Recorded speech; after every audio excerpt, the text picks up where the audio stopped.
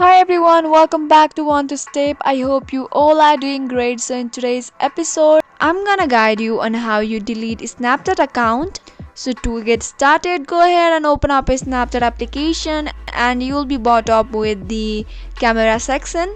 Now go ahead and tap on that little profile icon which is appear on the top left corner. Now go ahead and tap on the gear icon. This gear icon also represented as a settings. So now you will be brought up with the settings of Snapchat. Now scroll all the way down and go ahead and tap on support, and in the support section you can see I need a help option. Go ahead and tap on it.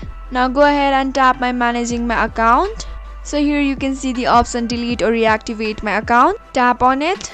So here go ahead and tap on how do I deactivate or delete my Snapchat account. So once you tap on it, so here are the procedures that you have to do in order to delete your Snapchat account. So if you follow this procedure, this will help you to delete your Snapchat account. So that's all guys. If you found the video to be informative and helpful, go ahead and subscribe to our channel and also press the notification bell for more updates.